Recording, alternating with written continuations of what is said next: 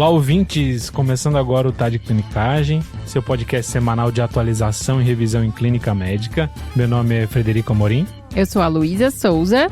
E hoje a gente tem um convidado especial, né, Luísa? Muito especial, uma honra tê-lo aqui. Dr. Edgar. Olá, pessoal, eu que agradeço muito, a honra é minha, me sinto muito honrado de estar participando aqui de vocês, já acompanho vocês há muito tempo, já tive a oportunidade de participar lá atrás de outro podcast com vocês. Isso, foi o episódio 51 de poliartralgia, faz bastante tempo, hein, professor? Faz muito bastante tempo, mas é inesquecível, né? Então, isso não quer dizer que a gente esqueceu desse momento, né? Então é um prazer aqui retornar com vocês. Conta um pouquinho pra gente, professor, um pouquinho da sua história. Então meu nome é Edgar, eu sou professor adjunto da disciplina de reumatologia da Escola Paulista de Medicina, sou atual supervisor da residência médica da disciplina de reumatologia e trabalho muito com lúpus eritematoso sistêmico no dia a dia. Sou responsável pela enfermaria, pela interconsulta e também pelo ambulatório de lúpus atualmente. E também faço parte do Reumatize, que é um grupo de reumatologia que, assim como vocês, acredita muito na educação, acredita muito na inovação e trazer de forma objetiva, clara, imparcial e disseminar aí o conhecimento médico para toda a população do Brasil. Muito obrigado pela oportunidade. Siga o Reumatize no Instagram, reumatize.com também na internet e no YouTube também. Excelente. Não, e assim, né, Fred? Lógico que a gente trouxe um especialista em lúpus para falar dessa doença que é super ampla e Dr. Edgar é simplesmente incrível. Não, foi perfeito para isso, né? Então, aproveitando a deixa, a gente vai falar hoje sobre o diagnóstico de lúpus e como é que vai ficar a estrutura do episódio. Então, a gente vai trazer 3 casos clínicos aqui, 2 deles de lúpus e um que não é de lúpus, e a gente vai tentar identificar pela história qual que se encaixa mais com a doença e qual que não se encaixa, e aí aproveitar e discutir um pouco os critérios diagnósticos, quais são os principais sintomas, etc. Lembrando que a gente não vai fazer aquele formato típico do caso clínico, em que a gente vai dando os dados e que o ideal é você pausar e pensar com a gente. Não, dessa vez vai ser um pouco diferente. A gente já vai dar a maioria dos dados de uma vez e o objetivo é discutir essa doença tão ampla. Luiz, e aproveitando, a gente não vai conseguir falar tudo de lúpus aqui. Assim, se tem uma doença que é grande, que pode dar tudo, assim, honestamente, eu acho que deve ser a doença mais polimórfica que eu já li sobre. Se você for ler no UpToDate, você vai ver que tem um artigo para cada órgão e a manifestação no lúpus. Tem um artigo só de manifestação cardíaca, pulmonar, neurológica, enfim. Então a gente não vai conseguir falar tudo, mas a gente vai tentar falar pelo menos o principal aqui. Sim, lúpus é aquela doença que quando você é acadêmico, né, perguntam, qual é o diagnóstico? Chuta lúpus que vai dar certo. Exato. Eu costumo falar assim, né, na medicina, quem nunca casou com lúpus, quem nunca se apaixonou pelo lúpus, pelo menos teve o lúpus como uma amante, né? Então eu acho que o lúpus realmente é o protótipo da clínica médica, aquilo que a gente sempre desperta os olhos e deixa a gente atento, né, e apaixonado pela medicina e pela clínica médica. Perfeito, professor. Vamos começar o primeiro caso então? Vamos lá.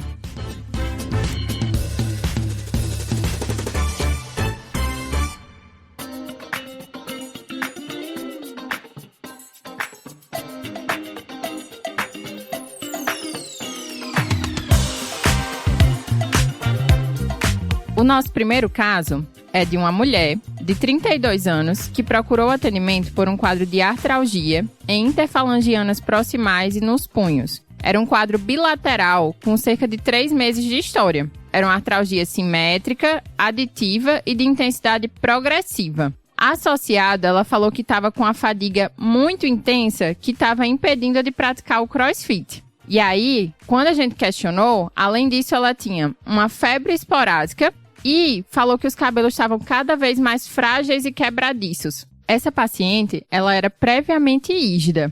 E aí a gente se pergunta, né? A gente pode pensar que é um lúpus? Eu acho que essa pergunta, que nem a gente comentou no começo, vai valer para muitos quadros clínicos pensar em lúpus, né? É até roubar se eu chutar lúpus em qualquer diagnóstico diferencial. Mas aqui ela traz alguns sintomas que a gente pode pensar no lúpus, né? Então, acho que ela tem sintomas constitucionais. E aí, pelo que eu estava lendo, a gente tem uma porcentagem importante dos pacientes com lúpus que tem sintomas constitucionais, né? Chega a 70%, 80% dos pacientes em alguns estudos. Então, o fato dela ter fadiga, febre, já puxa pra gente um dos sintomas que pode ter no lúpus, que são os sintomas constitucionais. E aí, a segunda parte aqui é o quadro articular que ela comentou, que por enquanto, pelo que a gente tem, não ficou claro se é um quadro de só artralgia ou só artrite, né, professor? É isso mesmo, eu acho que vocês têm toda a razão, né? Então, a gente tem que ficar atento para esses sintomas que são sinais de alerta pra gente, né? Então, vamos pensar, né? Um paciente que começa a ter essas queixas, ele não conhece o que é um reumatologista. Ele vai procurar o clínico, ele vai procurar o ginecologista, o ortopedista, às vezes e até o médico do pronto-socorro, aquele que tem mais fácil acesso na sua realidade. Com certeza.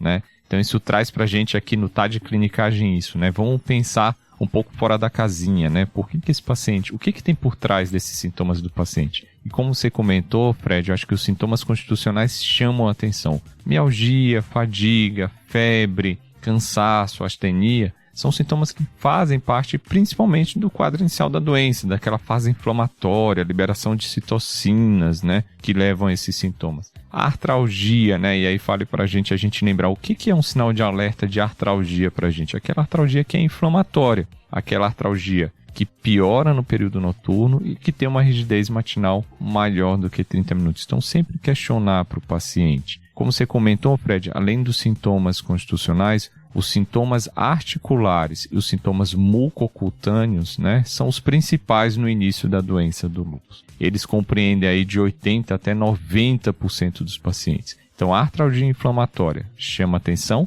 E aí a gente vai avaliar se esse paciente ele tem artrite no exame físico, né? Se ele tem sinais flogísticos articulares, edema, calor, rubor ou perda de função sobre essa articulação. E chama atenção essa poliartralgia simétrica aditiva de grandes e pequenas articulações. E que no lúpus costuma ter esse acometimento um pouco mais lento e progressivo, diferente da artrite reumatoide, que a gente vê uma sinovite às vezes muito mais exuberante. Então no lúpus a artralgia inflamatória costuma ser um sinal de alerta também.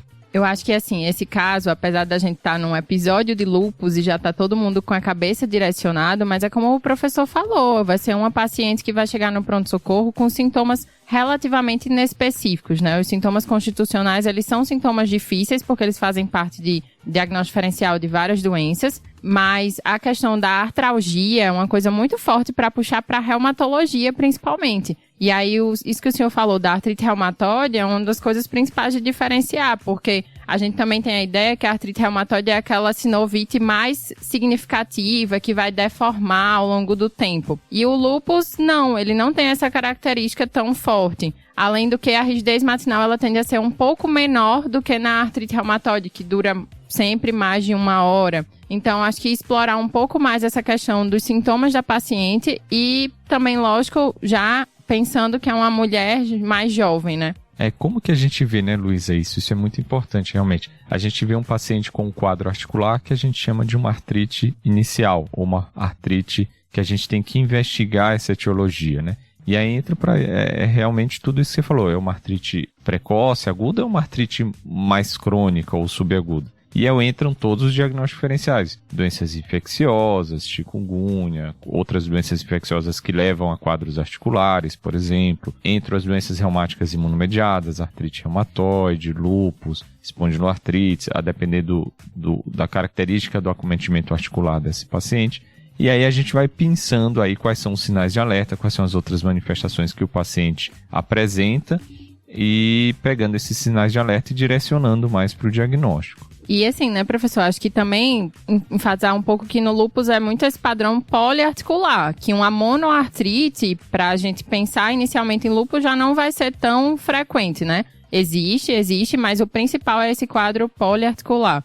Só para lembrar que a gente tem um episódio de poliartralgia que foi a própria professora Edgar que participou, que é o episódio 51, que a gente também fala um pouco dessa diferenciação de artrite, artralgia, como pensar em cada uma. Então, se o ouvinte quiser um pouquinho mais de aprofundamento nisso, dá para ir no episódio. Excelente. Passando aqui, então, dos sintomas constitucionais e os sintomas articulares, essa paciente tem um outro sintoma que chama a atenção, que é a alopecia, né? E aqui entram os sintomas mucocutâneos do lúpus, né? Então, lúpus cutâneo é um mundo em si, né? Tem muitas apresentações, mas eu acho que tem algumas diferenciações que é importante a gente já deixar registrado. A primeira é que a pessoa pode ter lúpus estritamente cutâneo, né? Não necessariamente como parte do lúpus eritematoso sistêmico. Exato. Então pode ser só cutâneo, ou a pessoa pode ter o lúpus cutâneo como manifestação do lúpus sistêmico. Então tem a doença separada e tem esses sintomas dentro da doença lúpus eritematoso sistêmico. nossos amigos dermatologistas que veem bem, né? Essa questão quando é um lúpus mais isolado. E aí tem mais uma interseção que é o principal da clínica médica, né? Essa interseção dermato, reumato, nefro, reumato. Então, acho que o lúpus é muito isso. É uma doença de interseção da clínica médica. E dentro do lúpus cutâneo, a gente tem uma classificação que subdivide em 4, né? Então, aqui a gente tem o lúpus cutâneo agudo, o lúpus cutâneo subagudo, o lúpus cutâneo crônico e o lúpus de mucosa. Então, só comentar um pouquinho sobre cada um deles para a gente ter uma noção de algumas manifestações possíveis no lúpus, né? Professor, do lúpus cutâneo agudo, o que a gente pensa inicialmente? Acho que é o mais clássico, né? O lúpus cutâneo agudo é aquele clássico mesmo. É o rash malária fotossensibilidade, né? Aquele rash que está na região das bochechas, poupando o suco nasolabial, diferente da dermatite seborreica. Né? Tá. Bem diferente mesmo da dermatite seborreica. E a fotossensibilidade, que é aquele rash com a exposição solar nas áreas fotoexpostas, né? Um outro diagnóstico diferencial do rash malar também muito importante aqui na clínica médica da gente com os dermatologistas é a rosácea. Perfeito. Né? Que a gente comentou muito na Copa do Mundo agora por conta do goleiro, do Alisson, né? Que tinha exposição da rosácea. Mas que tem áreas muitas vezes de telangiectasias, né? Ou áreas mais papulares, até acneiformes, que é diferente do rash malar do lúpus também. Então, por um paciente em que eu faço essa suspeita, faz sentido eu ir ativamente atrás dessas alterações, né? Sempre, né? Isso é muito importante, né, Fred? Porque assim, o paciente muitas vezes ele não vai encaixar as peças do quebra-cabeça, isso cabe pra gente, né? Então o paciente ele tem uma lesão de pele, ele tem uma dor nas articulações, ele tem uma fadiga, ele não consegue, né? Cabe a gente pensar assim, nossa, será que essa dor nas articulações tem a ver com a lesão de pele, tem a ver às vezes com alterações renais? Então o paciente não relaciona, ele acha que ele tem que procurar muitas vezes especialistas diferentes para uma mesma doença. Ou às vezes é até só uma, entre aspas, bochecha mais rosa, né? Que as pessoas falam para o paciente e ele, é assim, sempre foi assim, e no sol piora. Gente, alguma coisa estranha está por aí, né? E aí, se fosse falar do lúpus subagudo, professor? O lúpus subagudo são duas as principais lesões, né? As lesões psoriasiformes, né? Que são descamativas nas áreas também fotoexpostas ao sol. E as lesões anelares policíclicas, são as mais comuns também em relação às lesões subagudas. E assim, né, lembrando que essa diferenciação de agudo, subagudo, crônico não é pelo tempo de surgimento das lesões, e sim uma classificação relacionada à característica da lesão e à sua histopatologia, tá? Então acho que a gente tem muito essa cabeça do tempo, mas não é do tempo. Perfeito. O nome confunde, né? Demais, né? Pegadinha. Então, professor, indo pro lúpus cutâneo crônico. O mais comum do lúpus cutâneo crônico são as lesões discoides. Essas já são um pouco diferentes também, e lembrar sempre de alguns locais. É o que a gente brinca de falar assim, sempre examinar a orelha do paciente. Eu né? acho isso incrível, porque as pessoas não olham muito, né? Às vezes a gente olha a orelha do paciente e fala assim, isso aqui é um lúpus, né? Porque a gente pode ter as lesões discoides, que são lesões mais hipercrômicas com áreas de hipocromia central. E dali vem o grande lance do exame clínico, né? É aí que o professor brilha, né? Não, e é dica de prova de residência, hein, galera? Porque essa é a foto clássica de prova de imagem que todo mundo fica, gente, como que é um lúpus na orelha? Então, sempre examinar a orelha, examinar a pele por completo do paciente. E essas lesões discoides, elas são diferentes um pouco dos outros tipos de lesões, que são aquelas lesões que podem levar a cicatrizes, né? Então, levando a cicatriz, que a gente sabe que as lesões cutâneas, muitas vezes, elas não são graves, elas não levam a mortalidade, mas levam a muita diminuição da qualidade de vida, a autoimagem do paciente, tem um impacto importante sobre o paciente também. E outros tipos de lesões crônicas, a paniculite do lúpus, o lúpus túmidos, né? Que também são menos comuns, mas que a gente tem que ficar atento, às vezes, também dentro das lesões do lúpus. E assim, acho que o senhor falou muito de questão de examinar. O reumato é uma das especialidades que realmente examina da ponta do cabelo ao dedo do pé, né? E é super importante a gente não esquecer das mucosas, porque termina que na correria, às vezes a gente esquece de olhar a cavidade oral do paciente. Então, até mesmo num pronto-socorro, você precisa se atentar a isso. E faz parte do acometimento mucocutâneo desses pacientes. Então, Luiz, aproveitando que você falou da mucosa, a gente tem as alterações específicas de mucosa do lúpus, né, professor? Pois é, Luísa tocou num ponto super importante, assim como a gente examina tudo, né? A gente vai medir pressão, a gente vai examinar o aparelho cardiovascular respiratório, a gente vai olhar a pele do paciente, tem que pegar aquela lanterninha do celular e pedir para o paciente abrir a boca e ver se não tem alguma lesão. Porque muitas dessas lesões orais, elas são indolores e assintomáticas. E a gente vai ver, às vezes, tem alguma úlcera semelhante a uma afta, ou às vezes tem vasculite de palato, examinar o palato do paciente também, onde a gente pode ter lesões que muitas vezes não são específicas, elas podem acontecer em outras doenças, ou doenças infecciosas, né, às vezes simulando um lúpus também, ou às vezes doenças neoplásicas, câncer de boca, outras coisas, mas também doenças inflamatórias, né, outras imunomediadas que vão simular. A doença de BC, outra doença clássica, que pode dar úlceras orais e úlceras genitais também. Mas vocês tocaram mais uma vez num ponto super importante pra gente que como clínico, que é examinar o paciente, né? Isso. E colocar aquela lanterninha do celular, né? Pedir pro paciente abrir a boca e falar assim, nossa, ele tem uma lesão lá, além da orelha, ele pode ter uma lesão lá na mucosa, que fala assim, pode ser lúpus. Boa. Mas, professor, a gente falou aqui de 4 classificações diferentes e a alteração da nossa paciente, e a alopécia, né? A alopécia é um desafio na prática clínica, né? Não tem uma pessoa, principalmente do sexo feminino, que fala assim, meu cabelo não cai. O cabelo cai, né? Eu acho que assim, é uma célula que está sempre em renovação, né? A gente está lá, o cabelo sempre cai. Mas a questão é assim, como que é essa queda capilar, né? Então a gente tem muitas vezes aquela queda difusa do couro cabeludo, uma rarefação, o cabelo cai mais do que o habitual. E tem uma característica que a gente chama, às vezes, de lupus hair, né? Que é uma região de queda de cabelo na região frontal aqui do couro cabeludo, que é muito comum no paciente com lupus também. E aí, lógico, a gente vai ter um diagnóstico diferencial extremamente amplo, aí, desde a alopécia androgênica, anemia ferropriva, transtornos da tireoide, né? Transtornos carenciais que podem também levar à queda de cabelo. Mas lembrar isso que faz parte também das manifestações sistêmicas da doença. E o clássico aqui é uma alopécia não cicatricial, né? Se fosse fazer aquela divisão da dermata, é uma alopécia não cicatricial, né? Isso, não cicatricial, né? A não ser que seja uma alopécia localizada por lesão discoide, né? Então a lesão discoide é uma lesão que tem mais poder de atrofia nessa região. E aí você pode ter pequenas áreas ali de alopécias que levam a cicatrizes, que é um dano que a gente nunca quer que aconteça. Mas o mais comum é essa rarefação completa e não cicatricial do lúpus. Mais uma pegadinha do lúpus aqui, né? Lógico, né? Mimetiza tudo. Ou tudo mimetiza o lúpus. Exato. Ah.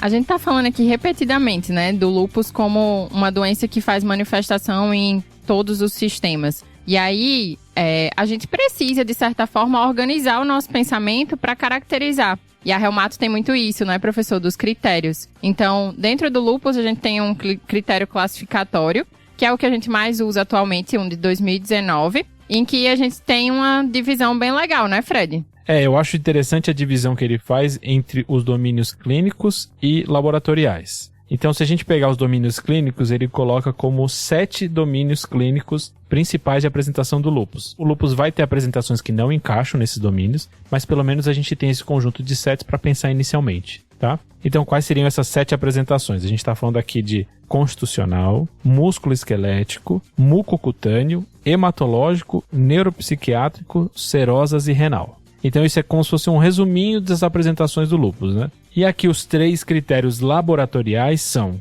os anticorpos antifosfolípide, o complemento e alguns anticorpos específicos do lúpus. Então a gente tem 7 clínicos e 3 laboratoriais ou imunológicos. Isso, né? E assim, lembrando que além desses, eles colocam como um critério obrigatório a presença do fator antinuclear, o famoso FAN, com um título acima de 1/80, mas ele não especifica o tipo desse FAN. E lembrando que a gente tem um episódio em que a gente discorre sobre esse exame tão mimetizador da prática clínica. A gente tem o episódio 69, em que a gente fala sobre tudo do FAN. Volta lá para você lembrar. Não, é isso mesmo, vocês têm razão. Mas eu acho que a gente tem que puxar algumas outras coisas relacionadas aos critérios, né? Nem tudo são flores na reumatologia. Tá. Em todas as doenças na reumatologia tem um critério. Imagina se a gente tivesse que decorar ou saber todos esses critérios. É impraticável. Eu confesso para vocês, sem nenhuma vergonha, e eu acho que é muito bom a gente falar para todo mundo que eu não sei esses critérios de lúpus decorados, né? E eu vejo lúpus todos os dias. E eles não me fazem falta do ponto de vista da prática clínica. Mas vocês tocaram num ponto muito importante que eles podem ajudar na orientação, principalmente daquele médico não especialista, Perfeito. Né? Então isso ajuda bastante, pode ajudar.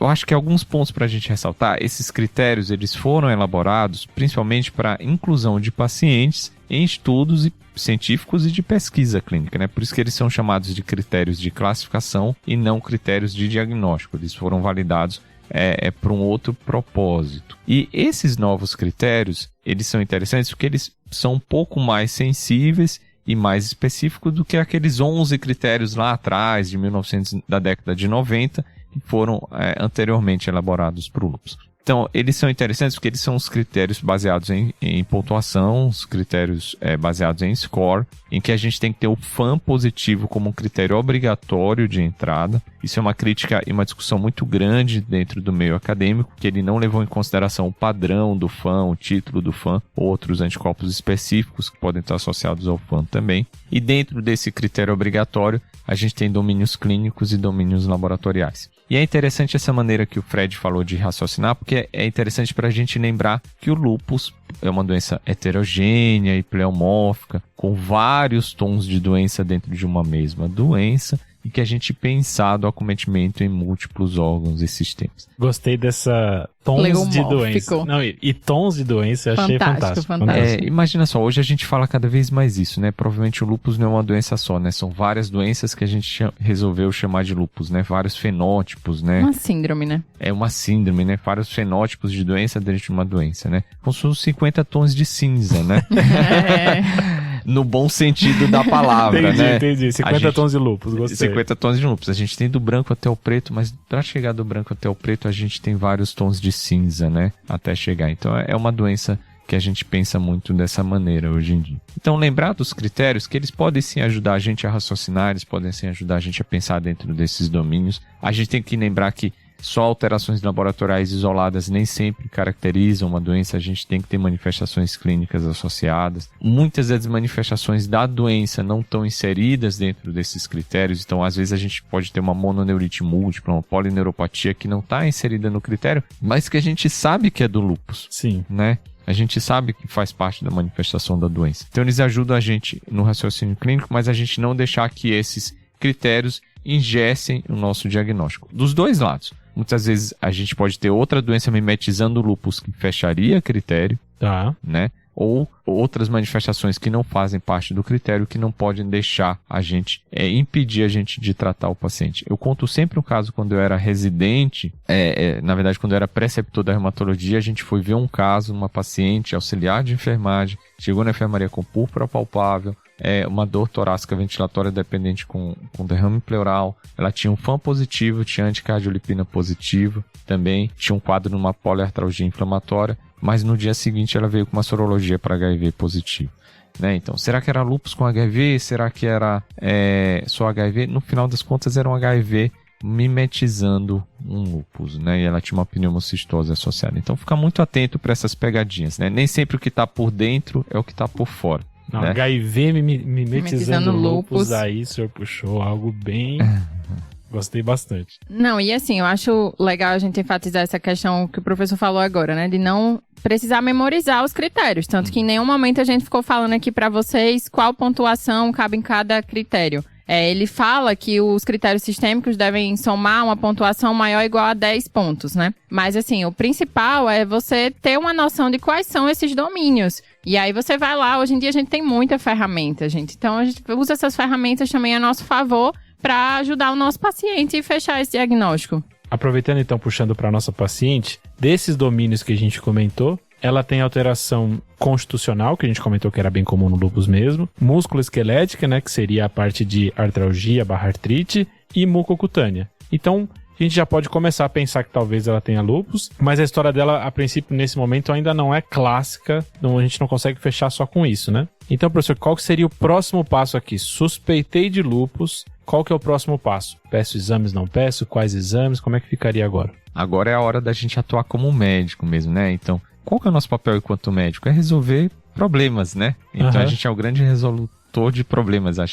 Quem acha que é só um engenheiro que tem que resolver problemas, não. A gente, médico, a gente resolve problemas e a gente tem uma tomada de decisão todos os dias, né? Assim como os administradores e os gestores também têm. Verdade. Só que acho que dentro da parte médica, a gente tem uma nuance que é muito legal. A gente lida com pessoas. A gente lida com as vidas e a gente lida com os problemas das pessoas no dia a dia que a gente vai resolver. Então, acho que chegou a hora, né? Então, a gente partir para a prática clínica. E como que a gente vai pensar? Bom, se ela tem sintomas constitucionais, se ela tem um quadro de artralgia que é inflamatória, se ela tem algumas lesões cutâneas que sugerem lúpus, para o direcionamento do lúpus, a gente vai pedir alguns exames que vão ajudar bastante. Um simples hemograma, né? O hemograma ele vai dar algumas dicas para a gente. Tem ou não tem anemia, tem ou não tem penia, leucopenia, linfopenia, ou mesmo neutropenia, que é um pouquinho mais raro. Tem plaquetopenia, né, as plaquetas um pouco mais baixas. Provas de atividade inflamatória. E a gente fala de 2 exames muito simples e acessíveis na maioria dos lugares. O VHS, que é a velocidade de sedimentação, que normalmente é aumentada no lúpus. E a proteína C reativa. A proteína C reativa, acaba aqui um parênteses no lúpus, né? Não é um exame que aumenta muito como em outras doenças, né? Então a proteína C reativa ela não aumenta no lúpus como aumenta na artrite reumatoide e não aumenta no lúpus como aumenta em processos infecciosos. Então no lúpus ela aumenta em 2 situações muito específicas, aumenta mais, né? Ou nos quadros de poliartrite ou nos quadros de serosite. Normalmente o aumento no lúpus, tirando essas situações, é muito pequeno. Aproveitando, professor, a gente tem um episódio específico de PCR, VHS e procalcito que a gente comenta isso também. Então, para quem quiser checar lá, é o episódio 137. Então, o TDC é uma grande enciclopédia da medicina, né? Isso é muito legal, né? Então, a gente consegue realmente tirar todas as nossas dúvidas, né? É muito bom. Você viu que ele até fez um merchan pra gente agora, boa, né? professor, Sentir, obrigada. Né? Mas é verdade, né? A gente tem que escutar sempre, né? A gente tem uma informação gratuita, objetiva, imparcial e de fácil acesso.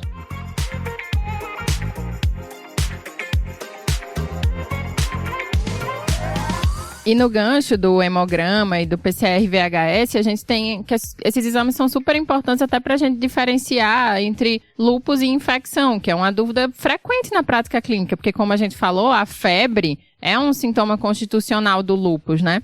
Então, assim, isso que o professor falou do PCR ser menor faz com que a relação do VHS sobre o PCR menor que 2, que foi um estudo, mas principalmente quanto menor ela seja, mais sugestivo de infecção do que lúpus. O que essa relação menor que 2 diz pra gente, né, Luísa? Diz pra gente que o paciente está com PCR muito alto, o que não é esperado no lúpus, né? Então, o VHS é esperado alto, mas se o PCR tiver alto o suficiente pra gente ter essa relação, a gente não precisa pegar o número específico, né? Aqui é mais um guia inicial pra gente. Mas se eu tenho um PCR muito alto, eu tenho que começar a suspeitar que é infeccioso e não uma manifestação do lúpus, né? É, exatamente. E assim, outras relações, outras razões, como por exemplo, plaqueta sobre linfócito muito elevada ou uma porcentagem muito maior de neutrófilo em relação a linfócitos é muito mais sugestivo de infecção do que de lúpus. É isso mesmo. E isso é o que a gente lida muito na prática clínica, né? O binômio atividade de doença ou infecção. Será que o paciente, aquela manifestação é só por atividade de doença? Será que esse paciente ele tem infecção associada à atividade de doença? Ou será que esse paciente ele está só com alguma infecção naquele momento? Isso muito é um binômio que muda a nossa conduta na prática clínica. Eu vou imunossuprimir ou eu vou tratar a infecção? Eu vou tratar a infecção e imunossuprimir o paciente ao mesmo tempo, né?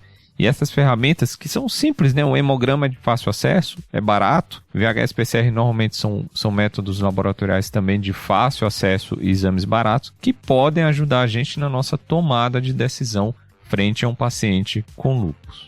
E dentre outros exames que são muito importantes, são exames de fácil acesso também. Uma creatinina, né? A gente vai ver a função renal desse paciente. O exame de urina 1, imprescindível no paciente com lúpus, né? Imprescindível porque a doença renal ela é silenciosa e extremamente importante com alta mortalidade nos pacientes com lúpus. 60% dos pacientes com lúpus adultos podem ter nefrite ao longo do curso da doença, né? Então, são simples, barato, de fácil acesso, de fácil interpretação também. Aqui eu tô investigando os outros domínios clínicos que essa paciente, a princípio, não manifestou, mas que eu posso ver laboratorialmente, né? Exatamente, e às vezes até de maneira silenciosa, né? E que tem um impacto muito importante na mortalidade e na tomada de decisão e de conduta terapêutica para esse paciente também. Mas agora, professor, chega aquele momento mais temido, que são as provas reumatológicas. Então isso é legal, né? Então, porque a gente perdeu um pouquinho isso e desmistificar. Então, o exame inicial é o FAM, né? Perfeito. O FAM pra gente é que vai direcionar em relação ao diagnóstico. É muito raro a gente ter o lúpus com FAM negativo. A chance de um lúpus em atividade ter um FAM negativo é inferior a 2%, chega a 1% em algumas séries. Então, se o FAM é negativo, desconfie se aquele paciente não tem lúpus, tem alguma outra doença, especialmente se tiverem doença em atividade. É o dedímero, né? Então, quando o dedímero é negativo, você começa a pensar que não é TEP. Lógico, com as devidas proporções, vamos lembrar isso do FAM negativo no lúpus em atividade, é muito raro. Perfeito. Quando a gente tem um FAM positivo, a gente vai interpretar esse FAM. A gente não interpreta uma radiografia de tórax, a gente não interpreta uma ressonância de coluna, a gente vai interpretar o FAM também. Então a gente vai olhar qual que é o título e o padrão desse FAM. Por que que isso é muito importante? Tem outro episódio do podcast que fala sobre isso também, aqui do TDC também, vale a pena revisar, mas vou dar uma resumida muito rapidamente. Então assim, o padrão do FAM, ele indica ou sugere pra gente o padrão de alguns autoanticorpos. Por exemplo, padrão nuclear pontilhado fino é mais associado ao anti-Rho e ao anti-LA. Tá. O padrão nuclear pontilhado grosso é mais associado ao anti-RNP ou anti-SM. Nuclear homogêneo, anti-DNA, anti-histona e antinucleosoma. Se a gente pensar, por exemplo, no padrão nuclear homogêneo, anti-DNA, antinucleosoma, anti-histona, são anticorpos que estão presentes no lúpus. Então, por isso que quando eu olho o nuclear homogêneo, eu penso mais no lúpus. Tá. O nuclear pontilhado grosso, o SM, está mais presente no lúpus, né? Embora seja pouco sensível e muito específico. O RNP está presente não só no lúpus, mas também na esclerose sistêmica, na doença mista do tecido conjuntivo. Então isso direciona a gente para alguns padrões. O nuclear pontilhado fino denso é mais associado ao indivíduo sadio, que é o anticorpo anti-LED-GFP75, que não é patogênico. Então olhar isso me direciona para o padrão dos autoanticorpos. E aí eu vou pedir esses autoanticorpos de acordo com o padrão do FAM, ou posso pedir eventualmente tudo de uma vez, a depender do local e da dificuldade de acesso que esse paciente tem. Pedir anti-Rho, anti-LA, anti-SM, anti-RNP, anti-DNA, a avaliação do sistema complemento com C3 e C4 ou C2 e CH100, né, a depender do centro que eu tenho. E depois eu posso pedir alguns anticorpos um pouco mais específicos, a depender do caso clínico. Antiperribossomal, que pode estar associado à psicose, a nefrite lúpica membranosa, ou a hepatite autoimune do lúpus, por exemplo. E a gente tem esse pipeline aí de autoanticorpos que vão ajudar a gente no raciocínio clínico. Lembrar que eles não são só associados ao diagnóstico, mas são associados a algumas manifestações clínicas da doença e alguns associados até mesmo ao prognóstico do paciente. Assim, o FAM é fantástico, né, professor? É, como o senhor fala, tem que realmente interpretar. Mas além deles, a gente sempre escuta muito dos autoanticorpos para a SAF, né? Perfeito, Luiz. Assim, então, todo paciente com lúpus tem que ter avaliação dos anticorpos antifosfolípides também. Por quê? 30 a 50% dos pacientes com lúpus têm anticorpos antifosfolípides positivos. Anticoagulante lúpico, anticardiolipina IgG IgM, anti-beta-2-glicoproteína 1 IgG IgM. Esses são os clássicos. Existem outros que aí valem um outro episódio aí do TDC pra gente discutir aí, pode né? Deixar, pra pode gente deixar. Pensar, né? Mas isso é importante. 30 a 50% dos pacientes têm anticorpo antifosfolípide positivo e metade deles, de 15 a 25% até 30% dos pacientes com lúpus, podem evoluir com a síndrome antifosfolípide. Então daí a importância da gente solicitar também para todo paciente com lúpus e isso pode mudar a maneira da gente enxergar fatores de risco associados à presença desses anticorpos. Por exemplo, anticorpos antifosfolípides no lúpus. Alguns deles podem estar associados a algumas manifestações neurológicas. Os anticorpos antifosfolípides podem estar associados a maior risco de plaquetopenia, anemia hemolítica autoimune. Há, eventualmente, alguns deles associados à nefropatia da SAF. Então, isso muda a maneira da gente enxergar esse paciente também. Excelente, não sabia dessa que tem que pedir para todo mundo, Também hein? não, também não. Anota aí, galera. Vamos aproveitar e pedir para o nosso paciente, então? O que a gente tem de resultados aí, Luísa? Então, vou pontuar os mais positivos, né? Assim, então, ela realmente tinha um FAM positivo, um FAM nuclear pontilhado grosso, de 1 para 1280, com anti-RNP e anti-SM positivos. Então, ficou bem específico aí para o lúpus. O anti-DNA dela veio negativo, assim como os autoanticorpos para a SAF. E o complemento normal. E olha que legal esse perfil de autoanticorpos dessa paciente, né, Luísa? Assim. E eu acho que é interessante a gente lembrar de uma coisa que é muito importante, né? O anti-SM, ele é muito específico para a doença, mas ele é pouco sensível. Então ele pode estar presente lá em 10 a 30% dos pacientes com lúpus, mas com uma baixa sensibilidade. Então quando a gente lembrar, isso aqui não é lúpus porque não tem anti-SM positivo, não é isso. Ele é específico, mas pouco sensível. O anti-DNA já está presente lá em 70% dos pacientes com lúpus, mas pode estar muito associado à atividade renal, né, da doença também. Então, olha só que interessante. O perfil de autoanticorpos, ele pode diferenciar um pouco de clusters, né, como se fossem clusters ou grupos de pacientes com lúpus também que a gente está lidando. Os outros exames, então, assim, o hemograma da paciente, ele estava normal, uma função renal, uma creatina de 0,7, não tinham outras alterações significativas, né? E aí, agora é o momento que eu, como clínica, eu fecho o diagnóstico de lúpus para essa paciente. Vou dar já algumas orientações de fotossensibilidade, iniciar já a hidroxicloroquina, mas vou encaminhar para o reumato para ela fazer o segmento e o tratamento específico, que aí vai ser um outro episódio do TDC. Perfeito. Não dá para falar nem de diagnóstico a gente vai conseguir falar tanto, imagine de tratamento, né? Mas fica para um próximo episódio. Bom, a gente fechou o primeiro caso, né, Luísa? Vamos pro segundo caso agora? Vamos lá, né? Então a gente tem agora um homem de 25 anos que procurou o pronto-socorro por uma dor torácica à direita iniciado há 4 dias e uma dispneia súbita hoje. Nos exames já foi evidenciado uma pancitopenia, uma disfunção renal e por causa dessa dispneia súbita foi feito uma angiotoma de tórax que evidenciou um tromboembolismo pulmonar, um derrame pleural bilateral e um derrame pericárdico. Amplo esse caso, né? E agora a gente tem um caso bem sistêmico, né? O que é que vocês dizem sobre isso? Acho que esse caso chama atenção por algumas coisas, né? No primeiro caso a gente falou das manifestações mais comuns, mas também de manifestações mais leves, entre aspas, né? E aqui esse paciente traz possíveis manifestações do lúpus mais graves.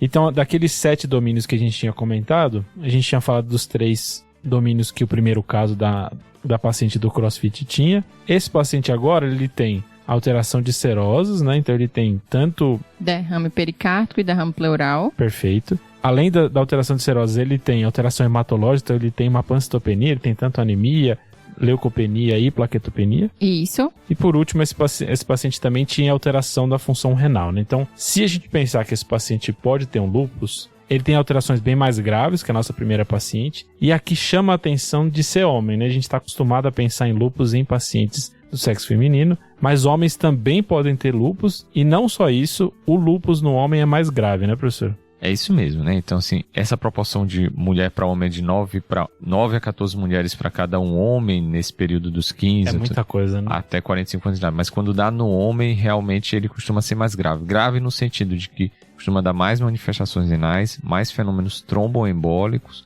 né? E, eventualmente, mais acometimento até de sistema nervoso central também. Então, isso é uma das coisas que a gente tem que ficar atento quando a gente pega um paciente com lúpus em homem. E esse caso, acho que traz várias nuances para a gente pensar, né, nesse acometimento sistêmico. Por exemplo, vamos começar por alguns desses domínios, né, o domínio hematológico. Sempre que a gente vê uma pancitopenia enquanto clínico, né, eu acho que a gente pensa assim, especialmente se a gente está suspeitando de lúpus. Será que essa penia é secundário a alguma doença infecciosa, por exemplo, que pode dar intercorrente? Será que essa penia é secundária a alguma toxicidade à droga? Será que essa penia é secundária a alguma doença hematológica primária ou secundária? Anemia megaloblástica, síndrome mielodisplásica, doença linfoproliferativa, leucoses, por exemplo? Ou será que dentro de um paciente com lúpus, essa penia é imunomediada pela própria atividade de doença, né? Então, acho que se a gente tiver esse raciocínio clínico, a gente não vai deixar passar nada, mesmo que seja um paciente com lúpus já diagnosticado.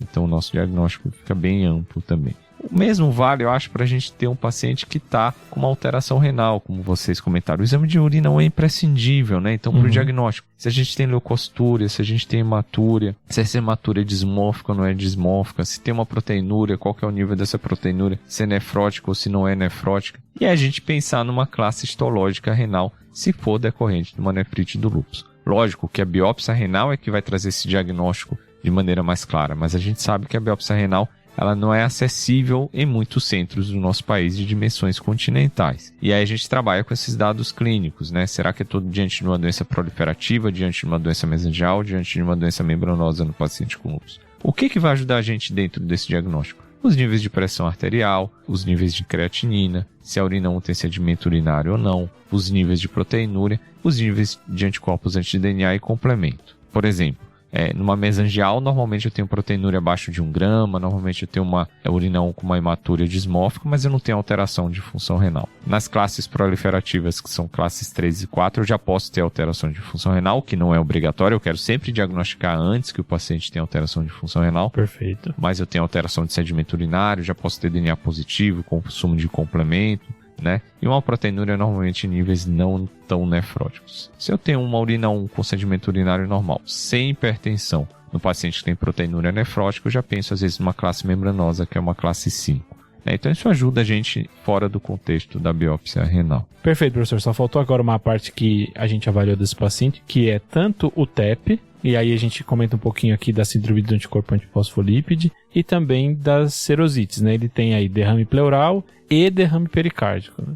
Sempre que o paciente tem polisserosite, né, ou mais de uma serosite, a gente tem que lembrar do lúpus como diagnóstico diferencial, né? Além do lúpus, a tuberculose, né? Outras doenças que podem dar polisserosite. Mas o lúpus está lá, né? Dentro desse diagnóstico Gostei desse diferencial. termo, polisserosite. Gostei desse termo. Né? Então, os pacientes têm derrame pleural, derrame pericárdico, ou mesmo ascite, né? O lúpus está sempre dentro desses diagnósticos diferenciais. E aí, normalmente, o líquido do lúpus, ele é um exudato, né? Que a gente vê habitualmente quando a gente vai puncionar, mas que a gente afasta em empema pleural, a gente afasta outras causas também para esse derrame pleural, por exemplo, infeccioso ou uma pericardite infecciosa. É interessante a gente ver o comportamento das serosites no lúpus, né? Por exemplo, a pericardite raramente vai evoluir com um tamponamento pericárdico, né? É uma pericardite um pouco mais lenta, progressiva, mais crônica, e não vai dar aquele espessamento pericárdico na maioria das vezes, como pode acontecer na tuberculose, né?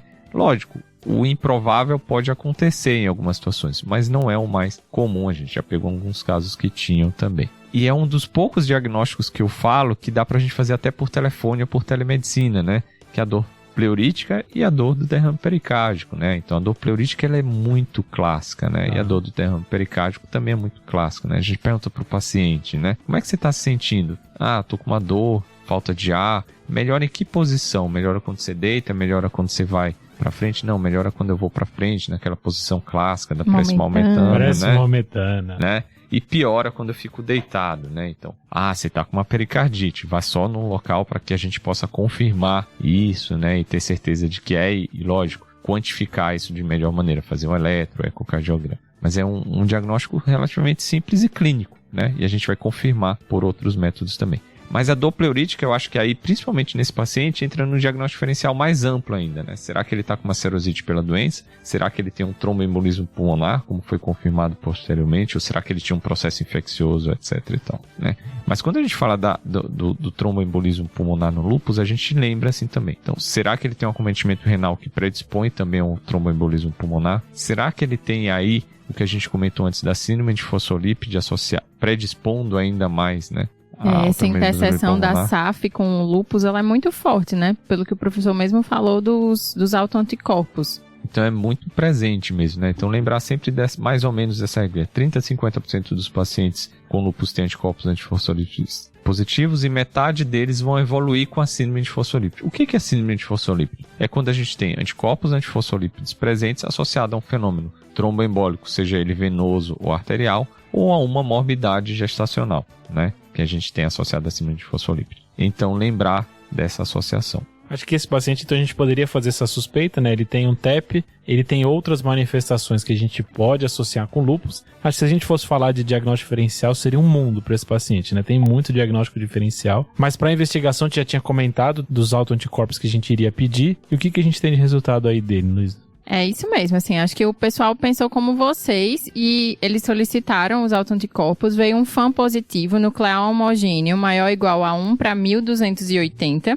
com anti-DNA positivo maior que 1 para 320, anti-RNP positivo, anti-SM negativo, anti-RO negativo, anti-LA negativo, um complemento consumido e anticardiolipina IgG positiva e anticoagulante lúpico também positivo. Então, esse nosso paciente, ele além de fechar o diagnóstico de lúpus, ele fechou o diagnóstico de SAF, complementando o que o professor falou, ele tinha uma urina 1 proliferativa, uma urina 1 com leucocitúria, com hematúria, uma proteinúria / creatinúria de 1,35 e foi realizada a biópsia renal, que veio um lúpus classe 4. Então, foi um paciente bem grave e ressalta essa questão do homem com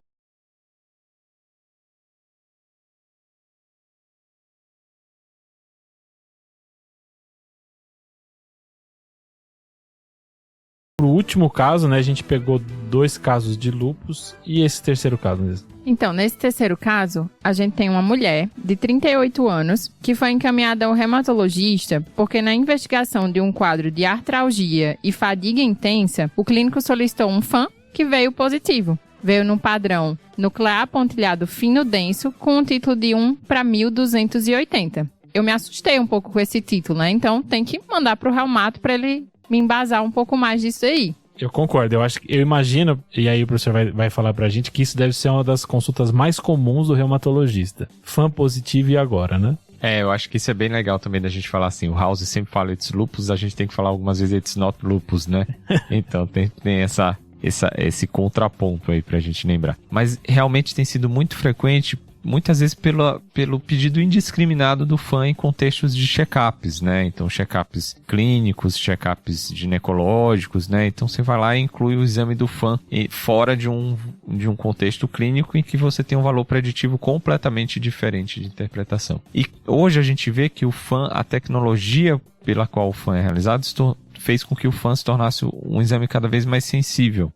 Seja pelo substrato que é utilizado hoje, né, que é o fã das células Rep2, seja também pela potência dos microscópios, né, e das técnicas de imunofluorescência, o fã se tornou um exame mais sensível. Então, por isso que a gente sempre fala, a gente tem que passar a interpretar o fã como a gente interpreta outros exames, né? Então, se a gente tem uma ressonância com uma protrusão discal, essa protrusão discal pode não ter nenhuma relevância clínica naquele paciente se ele não tiver nenhum sintoma clínico. O mesmo a gente fala para o fã. E o que a gente vai interpretar? Mais uma vez, o padrão e o título desse fã. Tem um podcast anterior, só vou relembrar um pouquinho. Então, lembrar que alguns padrões estão mais associados a doenças reumáticas imunomediatas. Por exemplo, fã homogêneo está mais associado ao lúpus, o fã centromérico mais associado à esclerose sistêmica, o fã nuclear pontilhado grosso, lúpus, esclerose sistêmica, doença mista do tecido conjuntivo, o fã nuclear pontilhado fino, especialmente em altos títulos, lúpus, síndrome de Sjögren, e o fã nuclear pontilhado fino denso, aquele fã que na maioria das vezes, quase 100% dos casos,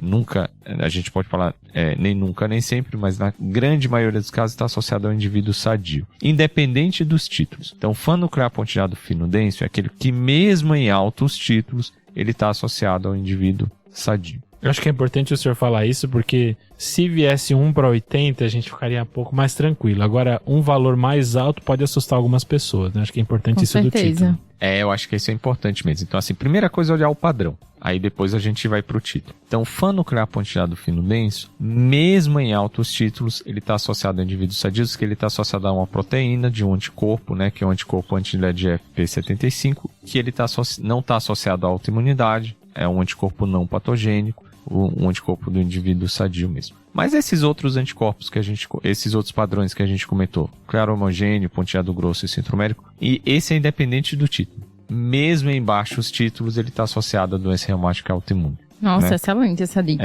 Então isso é importante. Olha primeiro o padrão, depois o título, né? E, por exemplo, o nuclear pontilhado fino, né? Esse aí o título já tem mais importância. Tá. No nuclear pontilhado fino, alguns estudos mostraram, até mesmo aqui da Escola Paulista, que quanto menor o título, menos associação. Quanto maior o título, mais associação com doença reumática imunomediata. Eu vou dar uma dica que é bem legal para todo mundo que está escutando aqui o TDC, que não pode perder. Tem um site que chama Anna Patterns, né? Esse site Anna Patterns tem em português também. E tem mais de 20 padrões do fã descritos, né? Nesses 20 padrões do fã descritos tem associação com autoanticorpos e as principais associações com as doenças também. Então são muitos padrões de fã, a gente não precisa decorar. Então consulta lá e a gente vai ter essa dica muito legal.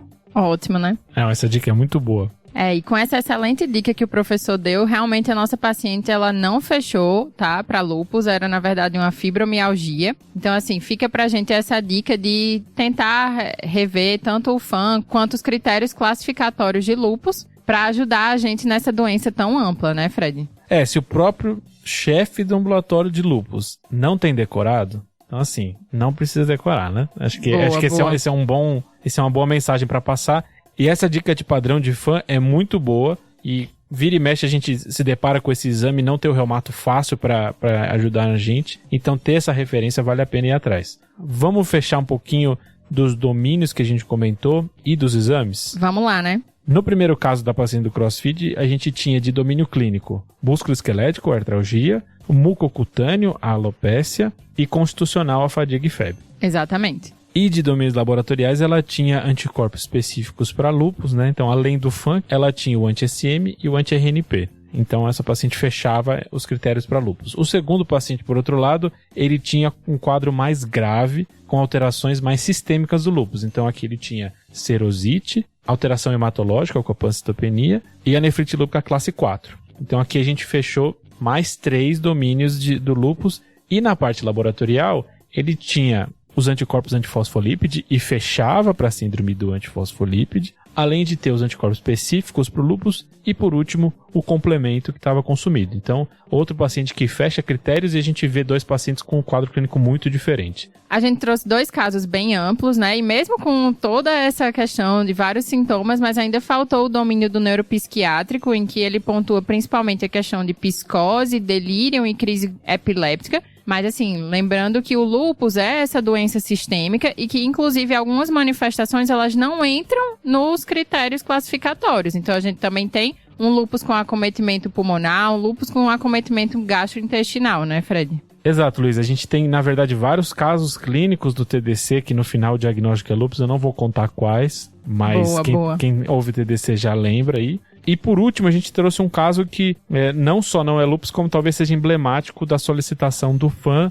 e como o fã pode confundir na prática clínica. Então, com isso, a gente fecha o episódio. Vai ter mais episódios e conteúdo de lúpus no TDC. Mas acho que por enquanto é isso, né, pessoal? E vai ser uma honra pra gente ter o Dr. Edgar de novo, né? Porque como a gente aprendeu hoje, hein? Com certeza. Não, já tá convidado pro próximo. Muito obrigada, professor. Não, é uma honra pra mim. Eu admiro vocês de longe e de perto agora, né? Então, vocês são grandes educadores da medicina e vocês têm um papel essencial daqui pra frente. Vocês são o futuro. Parabéns. Obrigado, professor. Obrigada, professor.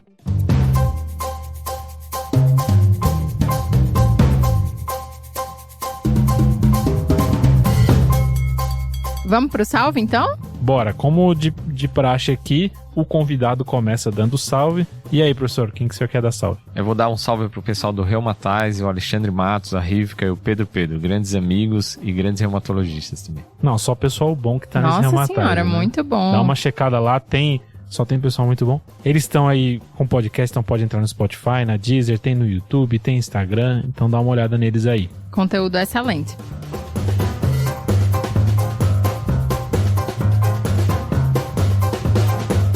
O meu salve vai para o Ítalo Moura. Ele era residente de clínica médica do Hospital da Vila, em São José dos Campos, aqui em São Paulo. E foi um salve super especial, porque ele falou que tanto ele quanto os chefes escutam o TDC. Valeu, Ítalo. Um salve para você. Grande salve, Ítalo.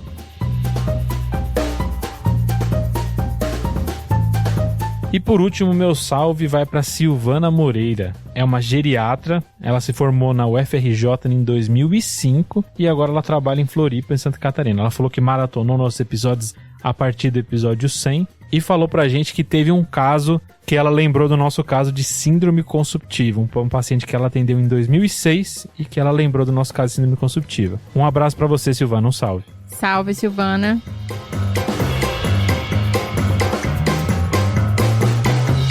E acho que é isso, pessoal, né?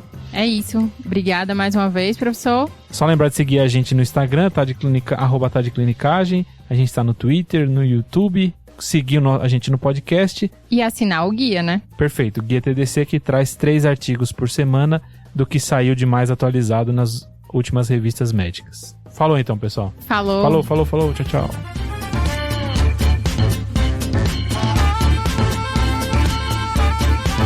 Esse podcast tem como objetivo educação médica. Não utilize como recomendação. Para isso, procure o seu médico.